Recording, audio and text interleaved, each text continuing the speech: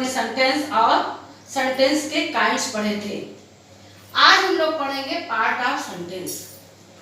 किसी भी सेंटेंस में तीन चीजें होती हैं, सब्जेक्ट, वर्ब और ऑब्जेक्ट। तो अब आज हम ये डिवीजन देखेंगे कि सब्जेक्ट के कितने पार्ट होते हैं और ऑब्जेक्ट या वर्ब किसके अंतर्गत आते हैं। ये पार्ट ऑफ सेंटेंस में हम लोग देखेंगे। There are two parts of sentence. Subject, जिसको हिंदी में उद्देश्य कहते हैं, इसका डिफिनेशन थोड़ा सा ऐसे अपने लैंग्वेज में देख लीजिए। The word which shows the doer of the sentence is called subject. यानी जो वाक्य में कार्य को करने वाला है, कर्ता के विषय में जो बात बताई जाती वो उद्देश्य है, सब्जेक्ट है। इसी प्रकार से प्रेडिकेट, जिसको हिंदी में विधेय कहते हैं, the word which tells about the action of the doer और subject is called predicate. It starts with verb. Example के लिए the boy swims, predicate part में। जैसे सब्जेक्ट में हमने कहा था कि जो कर्ता के वाक्य में कर्ता के विषय में बताया, कर्ता कौन है, कार्य को कौन कर रहा है, तो ये सेंटेंस आपका है द बॉय स्विम्स। इसमें तैरने का काम कौन कर रहा है, द बॉय। तो द बॉय आपका सब्जेक्ट है।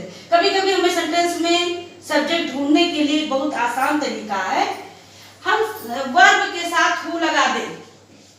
हु स्विम्स, कौन तैरता है, तो भी सब्जेक्ट क्लियर हो जाएगा, द बॉय जनरली। और इसके बाद वैसे तो यहाँ आपको द बॉय स्विम्स, ये द बॉय सब्जेक्ट है। प्रेडिकेट पार्ट विधेय में, इसमें ये जो सब्जेक्ट के द्वारा किया गया कार्य, उसका एक्शन, आपका डिफिनेशन बता रहा, एक्शन ऑफ द डूअर, यानी जो करता है उसके गतिविधियों के बारे में जो बताया जाता है, कहा जाता है, वो प्रेडिकेट होता है। Predicate it starts with verb. Predicate verb से प्रारंभ होता है, एक सिंपली पहचान होती है। जैसे है द बॉय स्विम्स, लड़का क्या करता है, लड़का तैरता है। अब हमें सेंटेंस में वर्ब को जानने के लिए भी सब्जेक्ट के साथ ही व्हाट लगा दिया। What does the boy do, what does the boy do. तो इससे हमें वर्ब प्रेडिकेट पार्ट भी क्लियर हो जाएगा कि लड़का क्या करता है, तो यहाँ उसका एक्शन क्या है, स्विम्स, वो तैरता है। इस तरह से सेंटेंस में हमें सब्जेक्ट और प्रेडिकेट या वर्ब ढूंढना है, तो हु और व्हाट लगा करके हम इस चीज को ढूंढेंगे। अब आपका आ गया part of sentence. Part of sentence वही चीज है, इसको थोड़ा सा क्लासिफिकेशन के तरीके से बताया गया है, सब्जेक्ट और प्रेडिकेट। जैसे सब्जेक्ट प्रेडिकेट, ही रीड्स, ये एग्जांपल है। अब यहाँ पर आपको शो करना है सब्जेक्ट कौन है और प्रेडिकेट क्या है। ही क्या है आपका सब्जेक्ट, क्योंकि इसमें पढ़ता कौन है, सब ही पढ़ता है, ये आपका सब्जेक्ट हो गया। पढ़ाई का कार्य ही करता है। ही, वह क्या करता है, वह पढ़ता है। रीड्स क्या हो गया आपका प्रेडिकेट। ठीक है।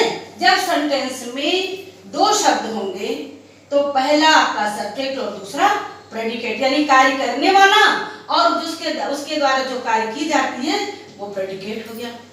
फिर अब हम सब्जेक्ट के पार्ट अभी पढ़ेंगे आज, प्रेडिकेट के पार्ट नेक्स्ट वीडियो में पढ़ेंगे, जिससे कि पूरी तरह से हमारे समझ में आ जाए। सब्जेक्ट पार्ट, सब्जेक्ट में जब दो वर्ड होंगे तो वहां पर पहला वर्ड क्वालिफायर और दूसरा हेड वर्ड होगा। जैसे है ए क्रो फ्लाइज। फ्लाइज आपका प्रेडिकेट, इसको हम छोड़ के चलेंगे, केवल हमें क्लासिफिकेशन जो करनी है वो सब्जेक्ट पार्ट की करनी है। ये आपका हो गया क्वालिफायर। क्वालिफायर मींस विशेषता बताना, ये क्वालिफायर हो गया। और ये क्रो क्या है, मेन वर्ड, इसको मेन वर्ड, हेड वर्ड भी कहते हैं। आप कभी मेन वर्ड देखकर घबरा लीजिए, मेन वर्ड क्या है, हेड वर्ड और मेन वर्ड एक ही चीज है, जो मेन सब्जेक्ट है हमारा। फिर जब सब्जेक्ट में तीन वर्ड आवे, जब देख लीजिए, पहले में एक सब्जेक्ट होगा, एक शब्द होगा तो सब्जेक्ट होगा। जब सब्जेक्ट में दो शब्द होंगे तो पहला क्वालिफायर, दूसरा हेड वर्ड। तीसरा, जब सॉरी, जब सब्जेक्ट पार्ट में 3 शब्द होंगे, ये ध्यान देना है, जब सब्जेक्ट पार्ट में 3 शब्द होंगे तो पहला डिटर्मिनर, एडजेक्टिव एंड हेडवर्ड। जैसे एग्जांपल आपके सामने है, ए ब्लैक क्रो फ्लाइज। अब हमारा सब्जेक्ट पार्ट इतने हैं, पहले तो इतना आप जान लीजिए, वर्ब के बाद वर्ब से प्रेडिकेट पार्ट शुरू हो जाता है, वर्ब से इधर जो होंगे वो सब्जेक्ट पार्ट होंगे। ये क्या हो गया हमारा डिटर्मिनर। ब्लैक क्या हो गया, ब्लैक यानी एडजेक्टिव विशेषता बता रहा है, ये हो गया एडजेक्टिव। और क्रो मेन वर्ड यानी मेन सब्जेक्ट है, ये हो गया हेड वर्ड। तो जब 3 सब्जेक्ट में 3 पार्ट होंगे, 3 शब्द होंगे तो पहला डिटर्मिनर, दूसरा एडजेक्टिव और तीसरा हेड वर्ड। नेक्स्ट, जब सब्जेक्ट में 4 पार्ट होंगे, 1 2 3 4, डिटर्मिनर, एडजेक्टिव, एडजेक्टिव फ्रेज और हेड वर्ड। अब एडजेक्टिव फ्रेज क्या है? फ्रेज शब्दों का वह समूह जो कंप्लीट सेंस नहीं देता है, उसे हम फ्रेज कहते हैं। तो इसमें 4 सब्जेक्ट पार्ट में 4 शब्द हैं। पहले अब इसमें एग्जांपल है, the red flower in my garden is pretty. अब ऐसे आप देखते चले जाएंगे, ऊपर से आपने देखा है, द हो गया आपका डिटर्मिनर, आप ऐसे डी लिख देंगे।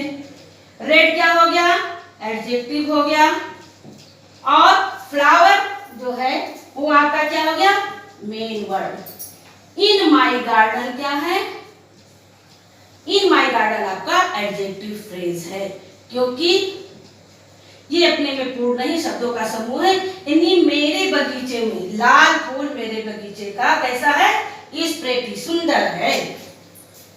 फिर ये तो आपने इधर देखा। इसके बाद मेन वर्ड और ऑब्जेक्ट मॉडिफाई, यानी ऑब्जेक्ट को मॉडिफाई करने वाले जो शब्द होते हैं वो भी सब्जेक्ट। जैसे swimming in the cold water is not good. Swimming तैरना, ये स्विमिंग जबकि आपका स्विम वर्ब है, लेकिन आपने डबल पार्ट से आप स्पीच आप पढ़ेंगे तो उसमें जान लीजिए ये आपका यहाँ सब्जेक्ट का काम कर रहा है। ठंडे पानी में, हाँ, ठंडे पानी में तैरना अच्छा नहीं है, तो ये स्विमिंग आपका सब्जेक्ट है। और इन द कोल्ड वाटर क्या है, ये सब्जेक्ट है। इस बात को ये मॉडिफाई कर रहा है, क्लियर कर रहा है कि ठंडे पानी में यदि आप नहाते हैं तो आपके स्वास्थ्य के लिए, आपके लिए लाभदायक अच्छा नहीं है। स्विमिंग आपका मेन वर्ड हेड वर्ड है, और इन द कोल्ड वाटर ये ऑब्जेक्ट मॉडिफायर है, यानी इसके बारे में ये मॉडिफाई कर रहा है। तो इस तरह से ये आपके भी आपका सब्जेक्ट पार्ट में आएगा। इधर एक चीज ये देखिए, जैसे यहाँ पर है, ये कोई सीक्वेंस का मतलब नहीं, ये एडजेक्टिव फ्रेज जो है इधर आएगा। एडजेक्टिव जब आप डिवीजन करने लगेंगे सेंटेंस में तो वैसे भी क्लियर हो जाएगा, क्योंकि आपको मालूम है कि हेड वर्ड जो है वो मेन आपका सब्जेक्ट है, नाउन होगा या प्रोनाउन होगा। तो जहां भी आप जब डिवीजन करने लगेगा तो इसको देख लेंगे। फिर इसके बाद द अदर वे, यानी अन्य तरीके से भी हम सब्जेक्ट को जाने। जैसे आपका ये सेंटेंस है, इट वाज रेनिंग यस्टरडे, तो इसमें सब्जेक्ट क्या है, इट आपका सब्जेक्ट है। फिर there is a doctor in the room, there क्या है आपका सब्जेक्ट है। Smoking is harmful for health, स्वास्थ्य के लिए, धूम्रपान स्वास्थ्य के लिए हानिकारक है, तो स्मोकिंग आपका सब्जेक्ट का काम कर रहा है। ये ऐसा डबल पार्ट्स आप स्पीच के अंतर्गत आता है। ये मेन सब्जेक्ट का भी काम कर सकता है, ऑब्जेक्ट का काम करता है, और वर्ब तो ये डबल पार्ट्स ऑफ स्पीच इसलिए कहा गया कि इसका डबल रोल होता है, एक फाइनाइट वर्ब के रूप में काम करता है और एक मेन वर्ब के रूप में काम करता है। तो जब सेंटेंस आप डबल पार्ट्स ऑफ स्पीच पढ़ेंगे वहाँ क्लियर हो जाएगा। अब हम लोग जो है कुछ एग्जाम्पल के माध्यम से और भी इसको क्लियर कर ले रहे हैं। जैसे है the earth is a living planet, subject part हम लोगों ने भी पढ़ा है, उसे ही क्लियर करना है। तो द अर्थ जो है आपका ये सब्जेक्ट पार्ट है, द हो गया क्वालिफायर और अर्थ हो गया SW यानी हेड वर्ब। इसी तरह से I am intelligent girl past. An intelligent girl, ये तीन शब्द है सब्जेक्ट पार्ट में। एन आपका हो गया डिटर्मिनर, इंटेलिजेंट हो गया एडजेक्टिव और गर्ल हो गया हेडवर्ड। इसी प्रकार से the young girl in blue sari is a teacher. The young girl in blue sari, ये आपका सब्जेक्ट पार्ट है इतना। इसमें the determiner, young adjective, girl headword और इन ब्लू साड़ी, ये है आपका एडजेक्टिव फ्रेज। इसी तरह से to obey traffic rules is our duty. यहाँ पर हमें सब्जेक्ट क्लियर करना है, सब्जेक्ट पार्ट, ये हमारा सब्जेक्ट पार्ट है। टू ओबे हेडवर्ड है और ट्रैफिक रूल्स ये आपका ऑब्जेक्ट मॉडिफायर है। इसी तरह से नीचे कुछ दिया गया है, ये जो आपका high school exam 9th 10th में आपको इस तरह से छांटने नहीं आता है, ये जानकारी के लिए बताया गया है। ऐसे आपको इनकरेक्ट वे में वर्ड्स लिखे होंगे और उसे फिलअप करना होगा, इस सिस्टम से आएगा, इसलिए इसका भी कुछ एग्जांपल दे दिया गया है। Put the subject parts given in brackets in the correct order and complete the sentence. That is a famous actor. इधर आपको सब्जेक्ट पार्ट ही भरना है। सब्जेक्ट पार्ट है आपका जो है इनकरेक्ट वे में लिखा हुआ है, इसको करेक्ट वे में आपको यहाँ लिखना है।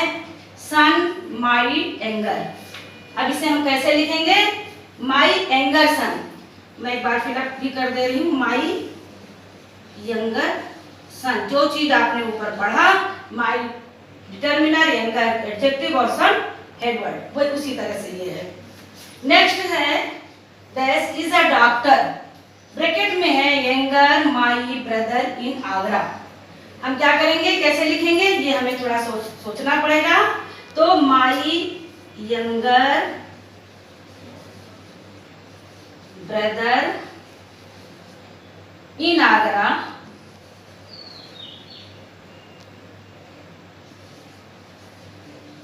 Is a doctor. ये देखिए, अब वहां का सिस्टम अगर वैसे उतार देते आपका गलत हो जाता। इस सिस्टम से इसकी जानकारी लेनी हमारे लिए इसीलिए आवश्यक है कि ये हमें सिस्टम पता चल जाएगा।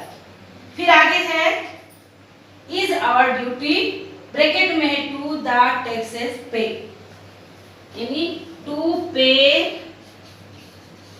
The taxes is our duty. Next that told an interesting story, bracket में है ग्रैंड मदर। आप यहाँ पर फिलअप करेंगे my grandmother, my grandmother. In this way आपका सब्जेक्ट पार्ट कंप्लीट हो गया। नेक्स्ट वीडियो में हम लोग प्रेडिकेट पार्ट के विषय में गहराई से डीपली अध्ययन करेंगे।